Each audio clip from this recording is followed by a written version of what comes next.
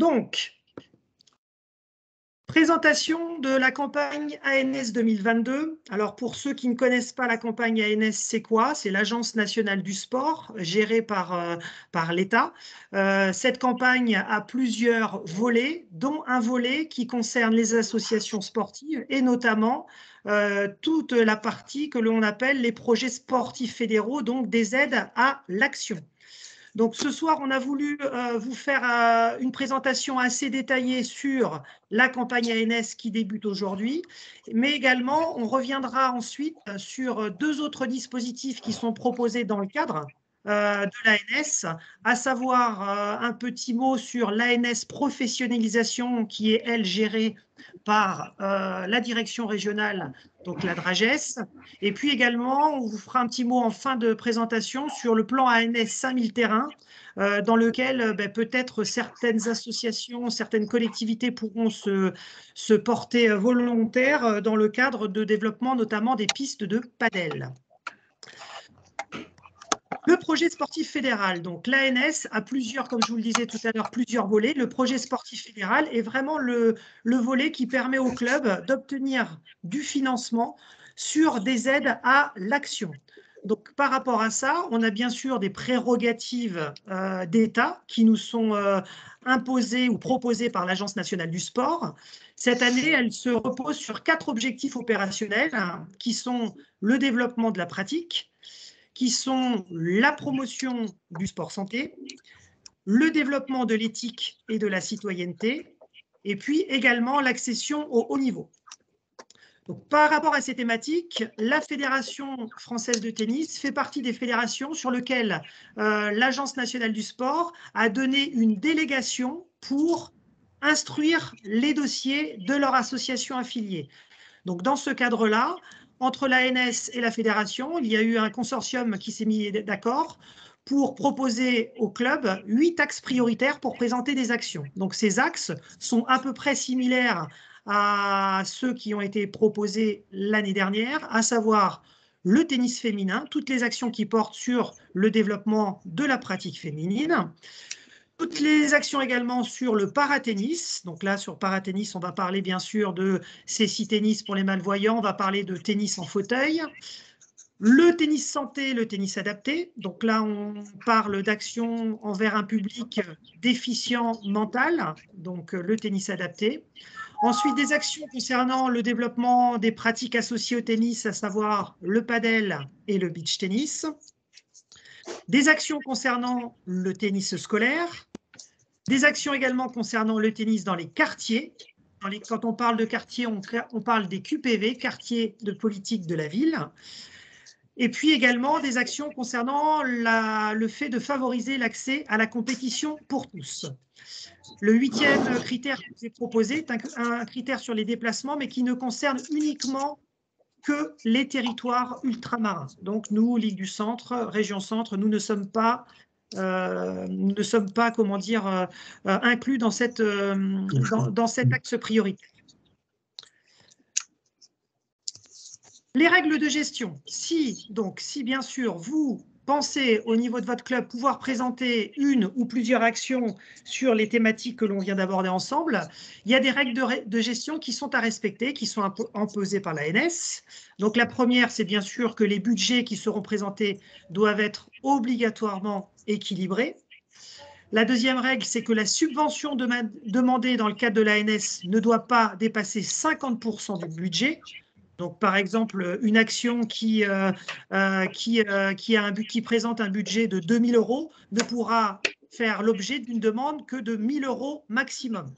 Donc, 50% du budget de l'action. Ensuite, vous avez un montant minimum alloué par club qui est fixé en fonction d'où vous êtes situé, soit à 1 500 €, soit à 1 000 €. Pour la plupart des clubs, le montant minimal à demander, donc c'est 1 500 € pour la plupart des clubs. Et pour les clubs qui sont situés dans les territoires carencés, donc ce que l'on appelle principalement les ZRR, les zones de revitalisation rurale, ces clubs-là peuvent demander un montant à partir de 1 000 €. Donc ça, c'est quelque chose de très, très important à savoir. Alors, pour savoir si vous faites partie de ces clubs, étant dans les territoires carencés, ne vous inquiétez pas, on vous enverra en copie et en pièce jointe de cette présentation, on vous enverra un lien qui vous permettra de savoir si votre commune fait partie de ces territoires carencés. Le plus important à retenir, c'est qu'effectivement, voilà, on peut faire une demande au minimum de 1 000 € pour ces clubs en territoire carencé et au minimum de 1 500 € pour les autres clubs. Quand on parle de somme minimum à demander, on ne parle pas de somme minimum par action, mais on parle de somme minimum pour le club. Vous voyez que juste en dessous, on a la possibilité pour un club de demander 2 actions, de présenter 2 actions. Donc, on peut imaginer, par exemple, que vous présentiez une action avec une demande de 750 € pour la première action et une demande de 750 € pour la deuxième. Ce qui compte, c'est que le montant total de vos 2 actions soit au minimum 2 500 € ou 2 000 € pour les clubs dans les territoires carencés. Donc, bien sûr, par rapport à ça, l'équipe régionale de développement composée de Fabien, Mercier, Muriel et moi-même, nous serons là tout au long de la campagne pour vous accompagner, à vous aider à construire vos projets et puis également vous aider, si le besoin se fait sentir, à saisir vos dossiers sur la plateforme que je vais vous présenter juste après. Concernant le planning, donc cette campagne ANS vient juste de s'ouvrir aujourd'hui. C'est pour ça qu'on voulait absolument être réactif et présenter, vous faire une présentation dès ce soir. Et cette campagne se déroulera jusqu'au 1er mai 2022. Donc on a environ 6 semaines devant nous pour monter les dossiers et donc pour faire la demande et la saisir sur le Contasso. Donc le Contasso, c'est une plateforme d'État qui permet à toutes les associations sportives de pouvoir déposer des demandes de financement en fonction des différentes politiques d'État. Donc, c'est sur cette plateforme que vous devrez faire la demande. Et pour vous accompagner et vous aider, on vous enverra des tutoriels qui ont été rédigés par nos collègues de la fédération qui vous permettent de connaître le cheminement pas à pas justement pour se rendre sur le Contasso et puis pour saisir la demande du dossier correspondant à la demande à la campagne ANS 2022. Pour votre information, une fois que cette plateforme sera versée le 1er mai, nous, au niveau des comités départementaux, nous mettrons en place une cellule qui analysera les dossiers et qui émettra des avis sur les dossiers. Ensuite, il y aura une commission au niveau de la Ligue, de la région Centre, qui également étudiera les propositions qui ont été faites par les départements et les clubs et puis donnera son avis. Et puis ensuite, il y aura la commission fédérale qui fera la même chose pour transmission au plus tard le 8 juillet à l'Agence nationale du sport. Et on devrait normalement avoir des réponses, alors je dis bien on devrait puisqu'on est sur un planning prévisionnel, mais on devrait avoir des réponses de l'État aux alentours de, j'ai envie de dire, aux alentours de fin juillet, début août ou fin août, dans ces eaux-là, à peu près. Donc, ce qui est important à retenir, c'est que toutes les demandes que vous allez pouvoir faire sur l'année à venir devront être sur des actions qui vont être réalisées entre le 1er janvier 2022 et le 30 juin 2023. Il faut absolument que cette action se déroule dans ce laps de temps et il faut absolument d'ailleurs que l'action commence sur l'année sportive 2022. Puisqu'on parle de campagne ANS 2022, on est sur une action qui doit obligatoirement commencer sur l'année civile 2022. Donc, quand je parle d'année civile 2022, l'action peut très bien commencer au 1er janvier 2022, mais l'action peut très bien commencer au 15 septembre ou au 1er septembre 2022. D'accord? Ce qui compte, c'est que l'action commence en 2022. Fabien, est-ce qu'il y a déjà des questions? Pour l'instant, tout est clair, apparemment. Très bien. Donc, je continue. N'hésitez pas, hein, si vous avez des questions, à lever la main ou à interagir sur le chat. Hein. Donc, le Contasso, ce qu'il faut savoir, c'est que lorsque vous êtes dessus, vous avez donc la possibilité de saisir le numéro de dossier. Pour les clubs, il y aura un code à remplir pour trouver la demande de subvention ANS. Donc, ce code, ça sera le code 888. Donc, c'est quelque chose à retenir. Alors, vous inquiétez pas, vous aurez forcément le support de présentation à disposition. Puis, ce que je vais vous proposer juste après, c'est de faire une transition et de vous partager le compte asso d'un comité ou d'une ligue pour vous montrer un petit peu comment ça se passe. Vous aurez également en pièce jointe, on vous mettra à disposition un guide utilisateur qui vous aidera donc comment dire, à évoluer sur le compte asso et à faire les choses en ce qui concerne le formulaire étape par étape. Donc là, je viens de parler de la demande de la campagne ANS 2022, mais parmi vous, il y a certainement des clubs qui ont déjà fait une demande ANS sur la campagne 2021. En 2021, il y a eu au total sur la Ligue du Centre 36 clubs qui ont fait une demande ANS, qui ont obtenu des financements et qui doivent, à partir de maintenant, justifier de l'utilisation de ce financement en remplissant un compte-rendu financier. Donc, ce compte-rendu financier, il est disponible également sur le compte asso. Je vais vous le montrer juste après. Il est à compléter obligatoirement au plus tard le 30 juillet.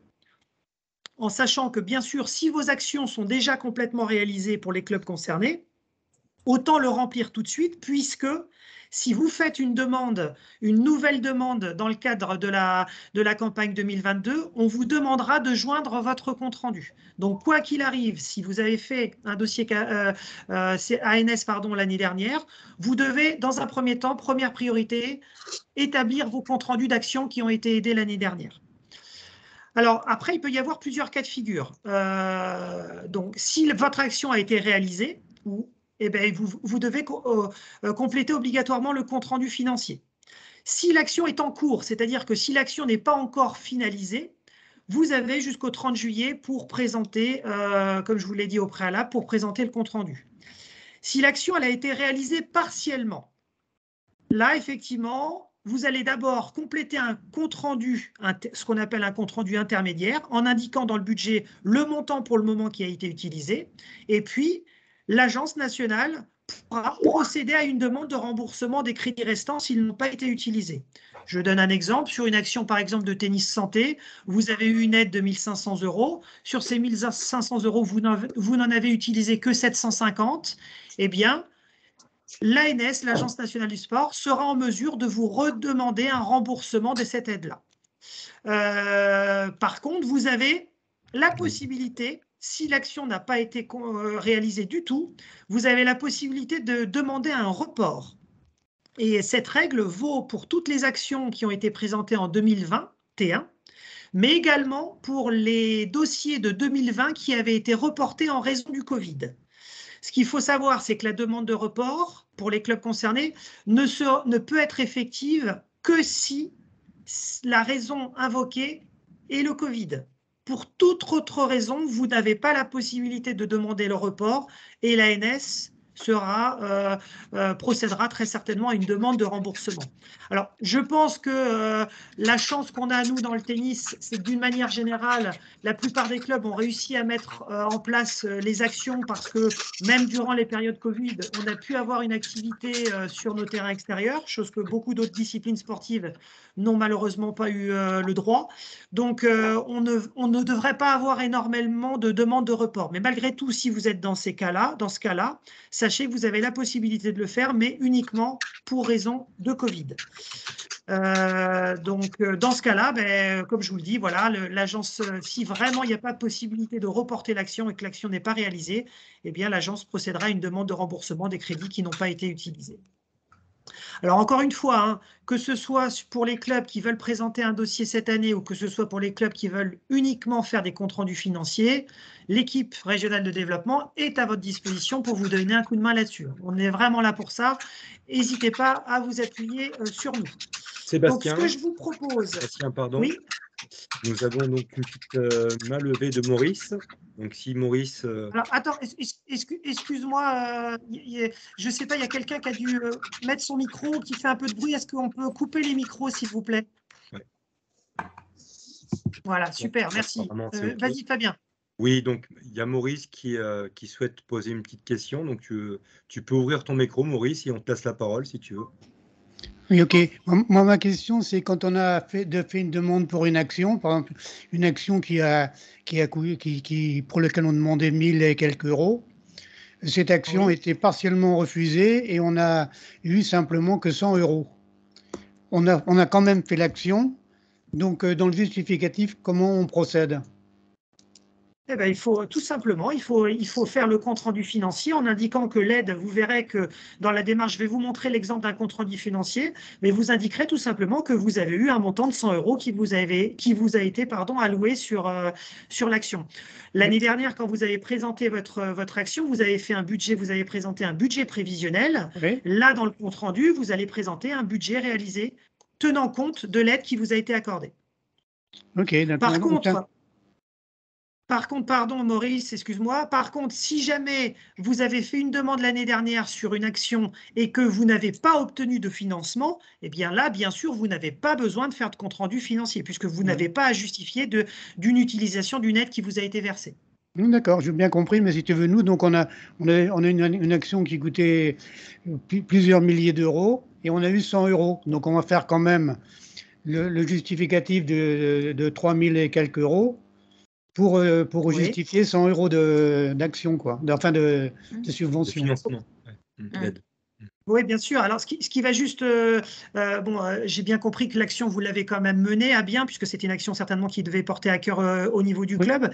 Donc, mais c'est la les seule féminines, hein. différence, Tu sais, c'était l'action pardon? sur les féminines qui n'a pas été retenue dans sa totalité. Oui. D'accord, très bien. Mais par rapport à ça, la seule différence, c'est qu'effectivement, dans ton budget réalisé, en ce qui concerne les produits, tu auras moins de produits liés à l'aide ANS, mais tu auras certainement plus de ressources propres du club ou alors d'autres financements que vous avez peut-être trouvé à l'extérieur pour équilibrer votre budget, quoi, tout simplement. Ok, bien compris. Merci. Donc, ce que je vous propose maintenant, je vais changer de partage et je vais vous partager l'exemple d'un compte asso. Donc, j'en profite puisque la présidente du comité de l'Indre est présente. Je me suis permis de me connecter sur le compte asso du comité de l'Indre pour vous présenter tout ça. Donc, lorsque vous êtes sur la plateforme Le Compte Asso, vous arrivez sur ce masque. Donc là, bien sûr, je me suis déjà connecté en tant que comité départemental de l'Indre. Et donc, sur ce masque, vous avez 3 onglets qui sont importants. Le premier onglet ici, vous voyez ma souris ou pas? Non. Non. Non, vous ne voyez pas ma souris bouger. Donc, vous avez un onglet où c'est marqué Association Comité départemental de l'Inde de tennis et où, sur cet onglet, vous avez la possibilité, et c'est la première chose à faire, d'aller consulter et de modifier les informations administratives de votre club. Donc, si je clique dessus, vous arrivez sur cette page où vous avez tout un tas d'onglets avec les informations importantes du club et avec une possibilité de modification dans certains cas. Donc là, par exemple, sur la fiche d'identité du club, on a toutes les informations de notre club ou de notre comité. On a l'adresse et les coordonnées également de l'association, les activités et l'objet de l'association, la composition, donc savoir si c'est une association, une union, une fédération. Pour nous, dans le cas, là, c'est un comité, donc c'est un peu différent. Ensuite, vous avez, je vais un petit peu vite, mais n'hésitez pas, si vous avez des questions, on pourra y revenir.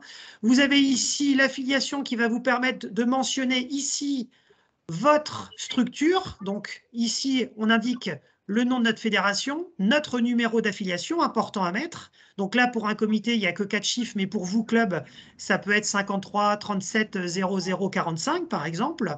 Votre nombre de licenciés. Donc le nombre de licenciés que vous allez indiquer ici, moi je vous conseille de mettre le nombre de licenciés de fin de saison dernière, puisque c'est plus parlant. Là on est dans une saison en cours et vous n'avez pas encore le nombre total. Et puis également voilà le nombre de licenciés hommes et le nombre de licenciés femmes. À chaque fois que vous mettez, des informations, si je vous montre ici par exemple je fais modifier, il faut bien cliquer sur la petite disquette verte ici, enregistrer, pour que les informations soient bien prises en compte. Vous avez automatiquement un petit message vert qui s'affiche et qui vous dit que les informations ont bien été prises en compte. Les personnes physiques, donc là, c'est les personnes qui sont en charge du dossier. Donc, vous pouvez avoir une ou plusieurs personnes. Là, dans le cas présent, il n'y a qu'une personne, mais si on veut en rajouter d'autres, on peut très bien rajouter ici une personne avec le nom et les coordonnées de cette personne. D'accord? Toujours bien enregistré à chaque fois. Les agréments administratifs, là, les 3/4 du temps, maintenant, vous n'avez plus besoin de les mentionner. Mais si vous en avez un, puisque si votre association est assez ancienne, vous pouvez éventuellement le mentionner dessus, mais ce n'est pas obligatoire. Ensuite, les moyens humains, c'est ici où vous allez pouvoir mentionner votre nombre d'adhérents masculins, féminins, le nombre de bénévoles, les volontaires. Donc, vous voyez que là, par exemple, pour le comité, on avait mentionné les informations pour la saison 2020, pour la saison 2021, et on devra mettre les chiffres à date de saisie de l'année pour la saison 2022. Le point le plus important également ici, ça va être, comment dire, les coordonnées bancaires, puisque vous pouvez d'une année sur l'autre changer de banque et donc changer de RIB. Donc là, il faudra vérifier que vos coordonnées bancaires sont bien les bonnes et éventuellement les modifier si besoin.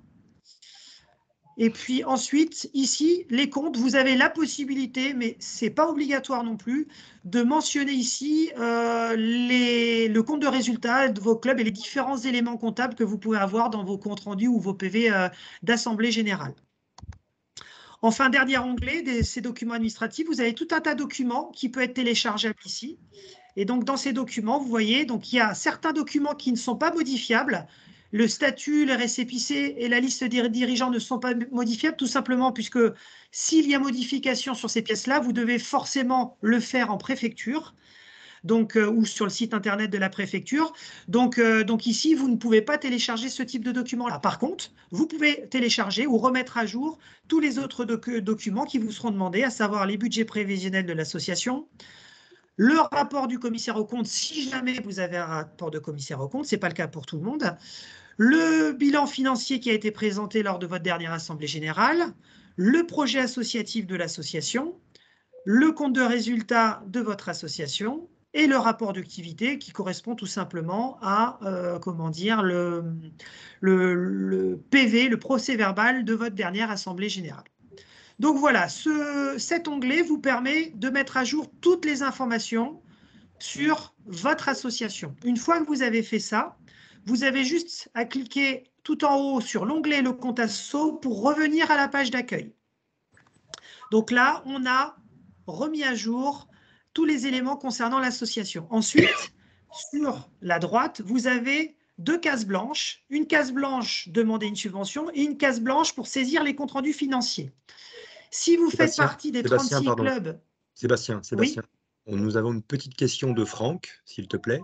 Oui. Donc, Franck nous pose la question, différence entre un bénévole et un volontaire. Alors, la différence entre les deux, c'est tout simplement les bénévoles, vous allez mentionner les gens qui sont élus dans votre club. Donc, si vous avez un bureau qui est composé de 8 personnes, 7, 10 personnes, vous allez mettre 10 bénévoles. Et puis, les volontaires, c'est les gens qui, tout au long de l'année, ne sont pas forcément élus dans votre association, mais viennent donner un coup de main. Donc, il peut y avoir des parents, il peut y avoir des éducateurs en plus, des choses comme ça. Donc, il y a souvent un petit différentiel entre le nombre de bénévoles et le nombre de volontaires. Après, si vous mettez exactement le même nombre d'un côté comme de l'autre, il n'y a rien de choquant non plus, vous inquiétez pas. D'autres questions, Fabien? Pas d'autres questions pour l'instant, tout va bien. Ok. Donc, sur les deux cases sur votre droite, donc la première qui est tout en bas, saisir les comptes rendus financiers, vous voyez ici qu'il y a une petite lettre, un petit 1.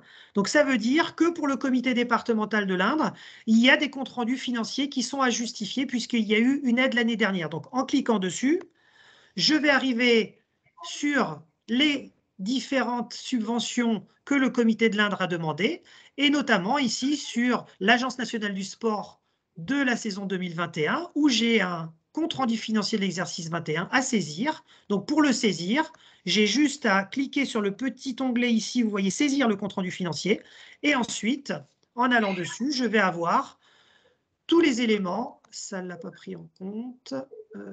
Hop. Est-ce que je peux aller dessus, récupérer? Ça va revenir en bas, normalement. Voilà.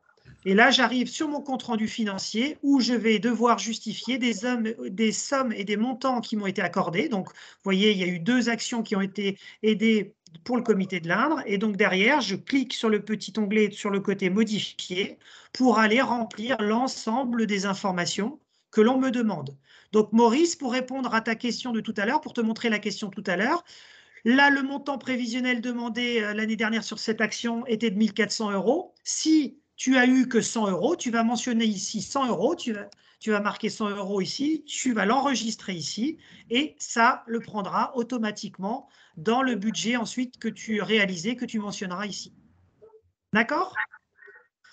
Donc là, c'est pour la partie compte-rendu financier. Donc je vais revenir sur ma page d'accueil.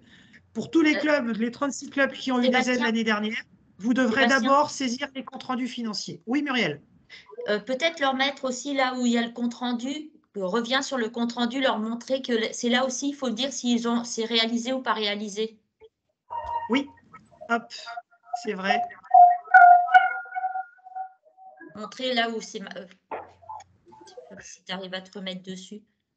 Ouais, attends, ça met un petit moment à chaque fois, mais ça arrive. Il y a un petit décalage en fait. Ouais. Voilà, il y a un petit décalage toujours. Donc effectivement, si je vais par exemple sur cette action et que mon action n'est pas complètement réalisée, j'ai la possibilité ici de dire que ce projet a été réalisé, oui ou non. Voilà, ce projet. Voilà, vas-y, remontre. Voilà.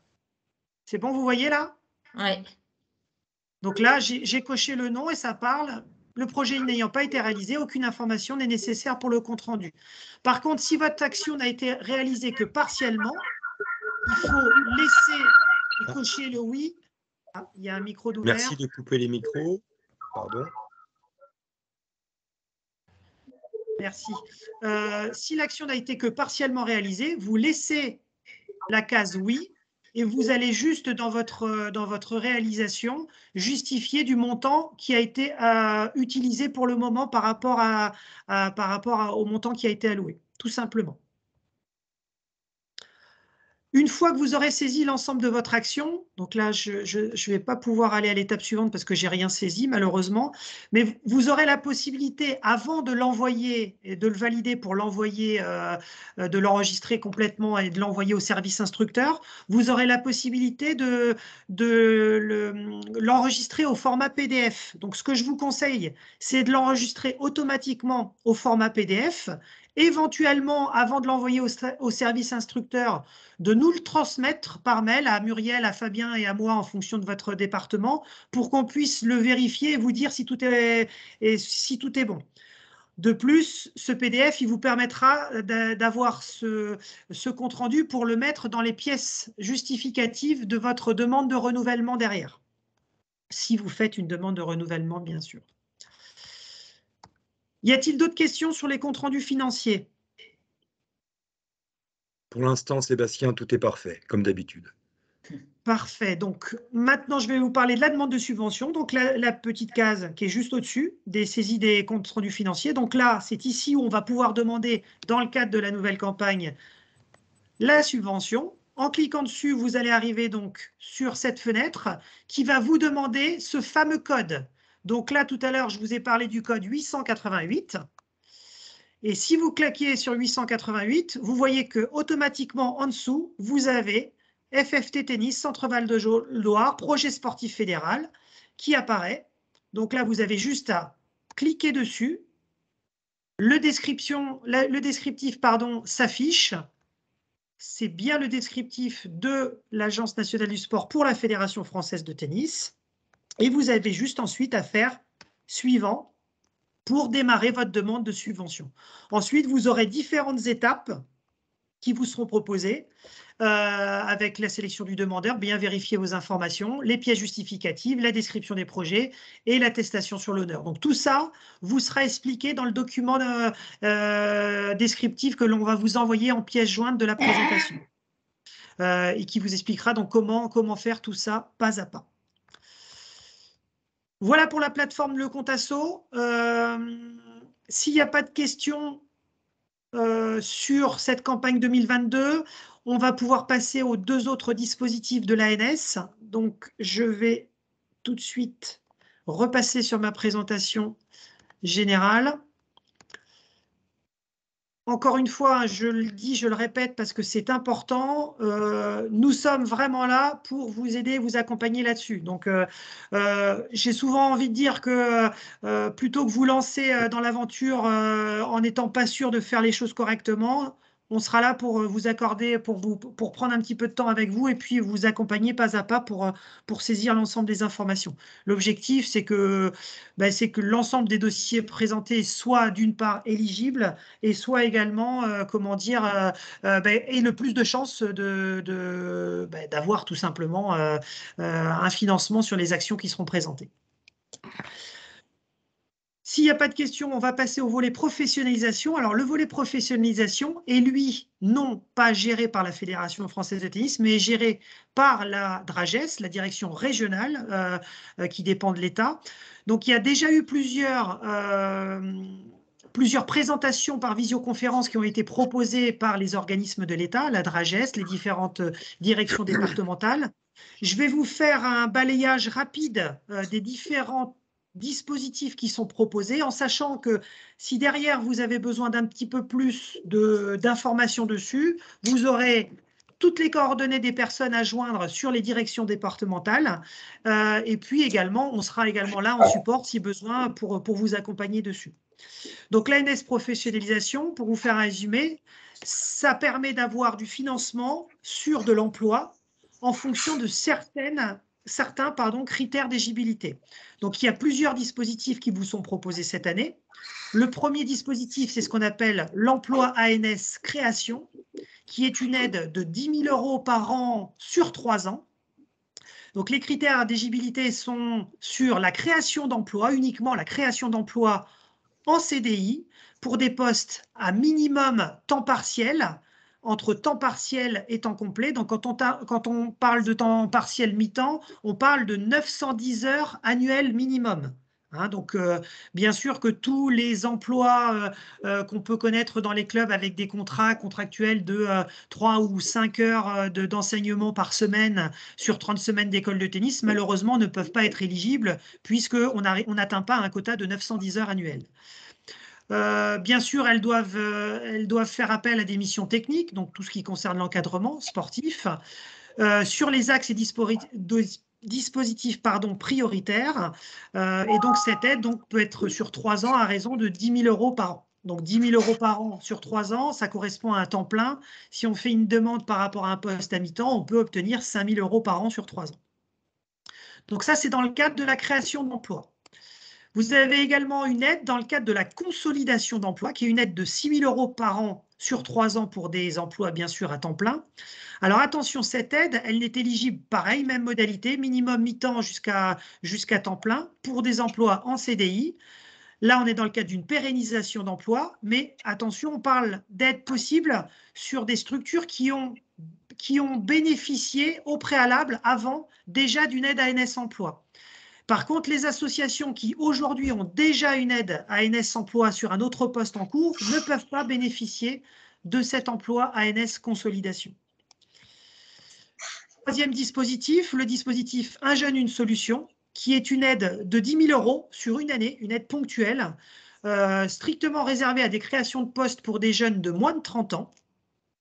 Donc, même chose, voilà, c'est une possibilité qui peut par exemple être intéressante pour des clubs qui ont actuellement des jeunes en contrat d'apprentissage, en formation d'enseignants professionnels et qui, en vue de leur obtention du diplôme au mois de juin, peuvent derrière partir sur une aide financière pour la saison sportive prochaine, un emploi, un jeune, une solution. Enfin, il existe également une quatrième aide, qui est ce qu'on appelle les aides ponctuelles à l'emploi. Donc, c'est un dispositif qui permettra de soutenir principalement la mutualisation d'emploi, notamment par exemple pour les groupements d'employeurs. Donc, c'est une aide également qui est possible. Alors, il n'y a pas de montant qui est alloué. On a une enveloppe régionalisée de 87 830 € et qui sera ventilée en fonction du nombre de dossiers qui seront reçus par la direction régionale sur le sujet. Donc, par rapport à toutes ces aides-là, vous avez des modalités de dépôt avec des dates de campagne qui sont différentes de notre campagne fédérale. Nous, tout à l'heure, on a parlé de 24 mars à partir d'aujourd'hui jusqu'au 1er mai. Pour l'emploi, ça a déjà commencé depuis le 28 avril et ça se finit le 11 avril. Donc, si vous êtes intéressé pour ce type de dispositif, je vous conseille vivement de prendre très rapidement contact avec les services de l'État de votre territoire. Donc, vous aurez là sur la présentation l'ensemble des personnes ressources de vos départements à contacter pour étudier la légibilité et la faisabilité de présenter un dossier. Alors, Fabien, j'ai vu que tu essayais de parler, mais ton micro doit être coupé. Oui, c'est bon, pardon. Je voulais juste rajouter une petite chose, un petit détail qui peut avoir son importance là-dessus. Si vous décidez de contacter les services de l'État, donc au début de la campagne, ils sont possibles de les avoir plutôt par téléphone. Par contre, là, on commence à rentrer entre guillemets dans le dur. Donc, je vous conseille vivement d'envoyer un mail. Ils sont assez réactifs par rapport à ça. Généralement, voilà, ils répondent de la foulée. Donc, pour ceux qui veulent s'engager, un petit conseil, le mail, c'est pas mal. Voilà. Des questions sur la professionnalisation? C'est bon. J'avais 2 questions, docteur. Oui. La première, c'est de savoir si vous avez des fiches de poste. Je suis désolé, je ne vous entends pas du tout. Je disais, est-ce que par hasard, vous avez des fiches de poste qui correspondent aux différentes subventions, notamment pour l'emploi et la pérennisation de l'emploi? Parce que d'après ce que j'ai compris, c'est en fonction du niveau de leader que vous faites. Enfin, c'est l'éducateur. Ouais, c'est principalement des aides, nous, dans le monde sportif, qui sont allouées sur des postes de moniteur de tennis, par exemple. Les postes, par exemple, les postes d'accueil, malheureusement, ne sont quasiment jamais éligibles. Donc, on est vraiment sur des postes d'éducateurs sportifs. Là. Ouais, principalement. On est bien d'accord. Et ma deuxième question, c'était de savoir si la première subvention est similaire avec la seconde. Oui, bien sûr, ça n'a rien à voir. La première subvention, la campagne ANS fédérale, est gérée par la fédération. Donc, et c'est une aide à l'action, hein, vraiment sur des actions spécifiques. La deuxième aide qui est liée à la professionnalisation et donc qui est gérée par la direction régionale, c'est une enveloppe qui est complètement indépendante. On peut peut-être aussi rajouter… Pardon, Romuald. Vas-y. Vas-y. Ce que je voulais dire, c'est que par rapport aux 3 aides que vous venez de présenter là, il y a la première qui est… Est-ce qu'on peut revenir en arrière sur l'activité avec le PowerPoint?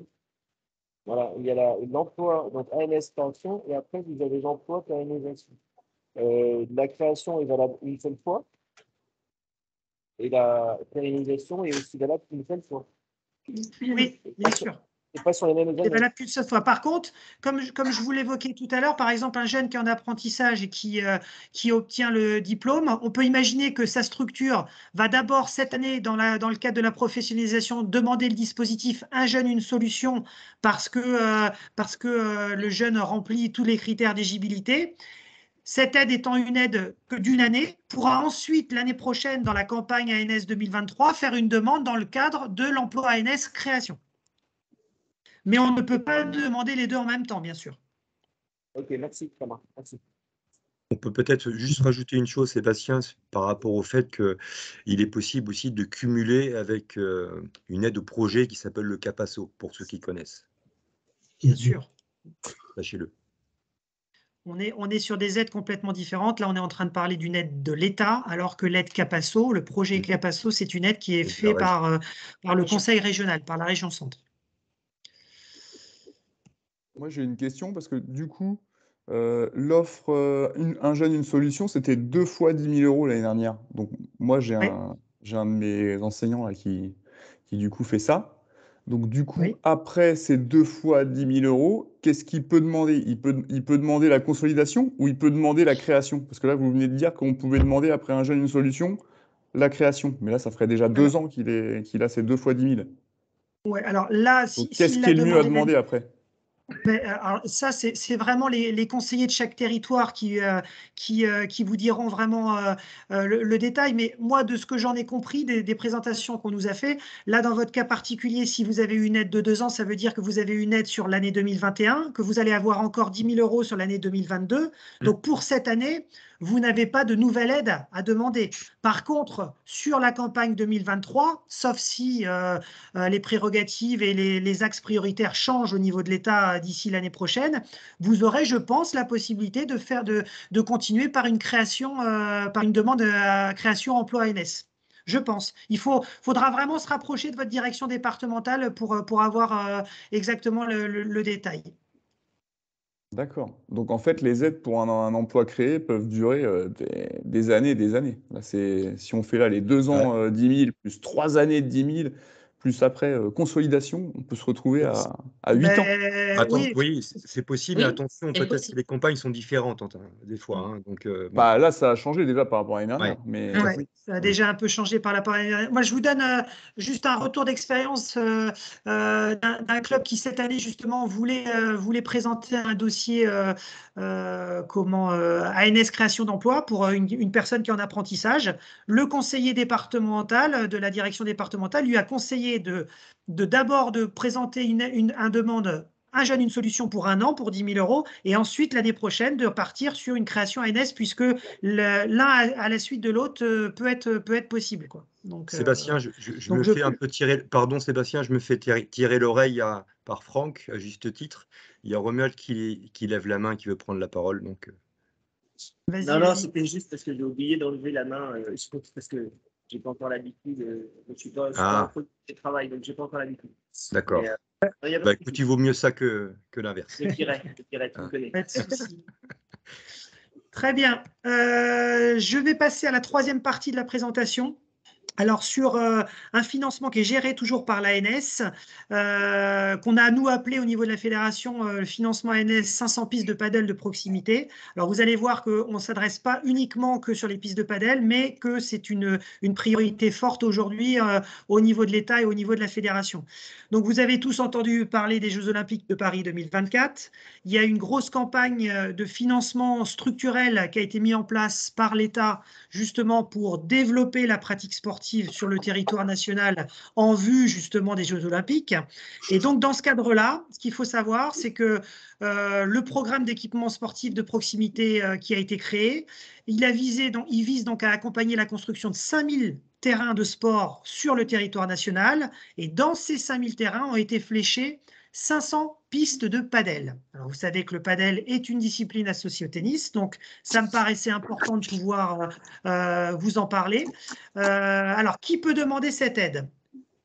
D'un côté, et les principaux demandeurs vont être les collectivités territoriales. Pourquoi? Parce que les collectivités territoriales sont les 3/4 du temps propriétaires de vos installations, vous en tant qu'association sportive.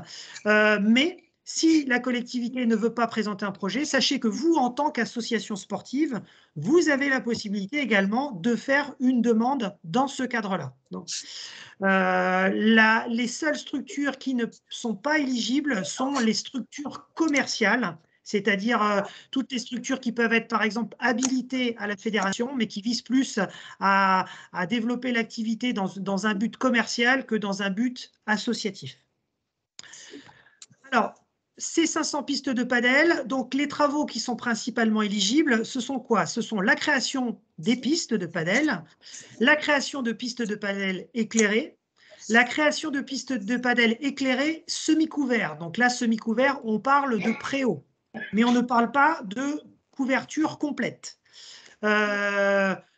Toutes ces structures concernent le padel, mais il faut savoir également qu'il y a possibilité d'avoir des financements, des demandes de financement sur la couverture d'équipements sportifs de proximité existants non couverts, sur l'éclairage d'équipements sportifs de proximité existants qui ne sont pas éclairés à ce jour, sur la création de cours de tennis. Alors attention, quand je parle de création, je ne parle pas de rénovation. Si vous avez un terrain qui est complètement mort et que vous souhaitez le refaire, on parle de rénovation et ça, ce n'est pas éligible. Par contre, si vous souhaitez passer de 1 terrain à 2 terrains extérieurs et donc vous voulez créer un terrain supplémentaire, ce projet pourra être éligible dans le cadre de cette subvention ANS. Et puis également, les terrains de beach tennis peuvent être également éligibles dans le cadre d'une création. Donc, malgré tout, ça veut dire qu'il y a un fléchage de certains projets structurants qui peuvent, pour vous, club, vous intéresser en fonction de vos différents projets qui vont voir le jour dans les 2 ou 3 prochaines années. Alors, qui peut en bénéficier? C'est principalement les clubs qui se situent dans ce que l'on appelle les territoires carencés qu'on a évoqué tout à l'heure pour les actions également. Donc, dans ces territoires carencés, il y a quoi? Il y a les quartiers politiques de la ville, les QPV, ou un club qui se situe dans les environs immédiats, les communes qui sont en zone de revitalisation rurale, ce qu'on appelle les ZRR, les communes qui appartiennent à une intercommunalité couverte par un nouveau contrat de ruralité, et puis les communes qui font partie d'un bassin de vie comprenant au moins 50% de la population en ZRR. Alors attention, vous inquiétez pas, tout ce que je viens de dire là pour vous, c'est peut-être du charabia. Vous avez les deux petites cartes à côté qui permettent de savoir un petit peu les zones qui sont éligibles, et vous savez, vous aurez surtout les différents comment dire, liens qui vous permettront de savoir si votre commune fait partie d'un de ces territoires carencés. Sachez qu'au niveau de vos collectivités, ils sont au courant. Vos collectivités, ils savent très bien s'ils font partie ou non de ce type de territoire-là. Donc, je pense que pour vous qui, la majorité, peut-être moins un ou deux, sont des clubs municipaux, sachez que la première des démarches, effectivement, si vous avez un projet structurant comme ça sera d'aller se rapprocher de votre collectivité pour voir si la collectivité est intéressée pour ça. Et ensuite, les 3/4 du temps, ce sera la collectivité qui prendra les rênes pour justement essayer d'aller chercher ce type de financement-là. Alors, il y a des impératifs à prévoir par rapport à l'obtention de cette aide financière. Les deux impératifs principaux sont les suivants. La première, c'est qu'il devra y avoir obligatoirement une convention d'utilisation de l'équipement sportif qui devra être signée entre votre collectivité et vous, club, si c'est vous qui utilisez cette structure. Et puis, il y aura surtout l'obligation de proposer des créneaux en libre accès et gratuit. Donc ça, c'est une demande qui est un peu particulière, qui va un petit peu à l'encontre de notre fonctionnement associatif, puisque bien sûr qu'aujourd'hui, pour que quelqu'un puisse pratiquer notre sport sur vos installations, vous avez un système de cotisation qui met en page, un système d'adhésion, un système de licence. Et effectivement, cette règle-là est un peu gênante, entre guillemets, pour nous. Donc, il y a eu beaucoup d'échanges entre la fédération et l'Agence nationale du sport, et on est arrivé à un consensus qui permet de dire que si l'installation créée est mise en libre accès, par exemple, une journée par mois dans le cadre d'une journée animation découverte pour permettre à un certain public de venir découvrir l'activité, le projet pourra être éligible. Donc, on n'est pas sur un impératif de laisser tout le temps un libre accès 24 heures sur 24, 7 jours sur 7, mais de pouvoir positionner des moments d'accès libre qui seront des moments privilégiés justement pour la découverte de l'activité et pourquoi pas pour le recrutement de futurs licenciés dans vos associations. Donc voilà les éléments importants. Et puis, alors, je ne l'ai pas mentionné là sur comment dire, la présentation, mais sachez qu'en termes de financement, ce n'est pas négligeable, puisqu'on peut avoir, pour la plupart des clubs ou des porteurs de projets, pardon, on peut avoir 50% du montant total du projet de financer, ce qui n'est pas rien, et qu'en fonction de certains territoires, on peut monter jusqu'à 80%. Donc, c'est énorme. Au pire des cas, j'ai envie de dire, un club qui projette de construire 2 terrains de padel peut avoir le financement d'un terrain complet grâce à cette aide financière, puisqu'on peut avoir jusqu'à 50% du montant total. Et certains clubs peuvent avoir, pourquoi pas, jusqu'à 80% du montant. Donc effectivement, c'est quelque chose, c'est une aide financière avec un fléchage de 500 terrains sur le territoire national qui me paraît intéressant pour pouvoir développer la pratique du padel dans nos différents territoires. Alors bien sûr, je vous ai parlé du fléchage des 500 terrains de padel, mais il y a la possibilité également sur la création d'éclairage, sur la création de terrains de tennis, de beach tennis, comme on l'a évoqué tout à l'heure. Donc, ce qui est important à retenir, c'est que ça existe. Si vous avez des projets de type structurant comme ça, n'hésitez pas à venir vers nous pour déjà nous en parler au préalable. Et puis surtout, derrière, la chose la plus importante à faire, c'est de prendre contact avec les services instructeurs de l'État, avec l'Agence nationale du sport, pour justement vérifier l'éligibilité de votre projet.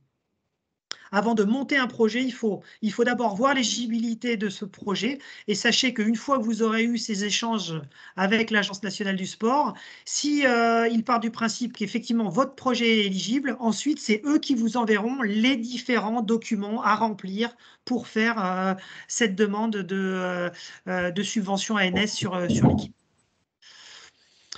Y a-t-il des questions? Tout est clair pour l'instant. Sébastien, pas de questions? Pas de questions? Non. Écoutez, en tout cas, voilà, c'était important pour nous ce soir de vous présenter les différents volets, même si l'actualité, c'est vraiment la première partie qu'on vous a présentée sur la campagne ANS. Donc, encore une fois, je le rappelle parce que c'est important, vous avez jusqu'au 1er mai pour la campagne 2022. Alors, j'ai toujours envie de dire également, sachez que sur la plateforme qu'on vous avait présentée tout à l'heure, Contasso pour saisir les dossiers, il y a beaucoup de clubs qui saisissent leurs dossiers la dernière semaine. Ce que je peux comprendre. Par contre, sachez une chose, c'est que sur la dernière semaine, étant donné que tout le monde se connecte en même temps, on a des lenteurs, voire des bugs sur le Contasso qui sont des fois un petit peu stressants pour les associations, même pour nous au niveau Ligue et Comité, dans notre accompagnement. Donc vraiment, si vous êtes intéressé pour le faire, je vous conseille de vous y prendre dans la mesure du possible, bien sûr, le plus rapidement possible, de vous retourner vers nous le plus rapidement possible pour qu'on vous accompagne et pour qu'on puisse justement saisir tout ça avant les derniers jours de possibilité de saisie, parce que je vous dis encore une fois, c'est vraiment une galère sur les derniers jours. Hein. Je préfère vous en informer au préalable. Je confirme. Bien, écoutez, s'il n'y a pas de questions, on vous enverra de toute façon dès demain, on va vous envoyer dès demain à tous les participants là, le support de présentation avec les différentes pièces jointes explicatives. N'hésitez pas à revenir vers nous. Sachez, vous pouvez communiquer auprès d'autres dirigeants si vous en croisez, qu'on va organiser une deuxième visio qui sera à l'identique de celle-là. Hein. Pour vous, ça ne vous servira pas à grand-chose, mais pour les autres, certainement. On organise une deuxième visio le mardi 5 avril prochain. Sur la même thématique, même présentation. Donc pour ceux qui n'ont pas pu se connecter, ça leur permettra de rattraper le train en cours de route. Voilà. Écoutez, un grand merci à vous d'avoir pris du temps à nous écouter. À votre disposition, n'hésitez surtout pas. Et puis, je vais vous souhaiter une bonne soirée. Merci à vous. Merci. Bonne Merci. soirée. Bonne soirée à tous. Merci. Bonne soirée. Merci. Merci.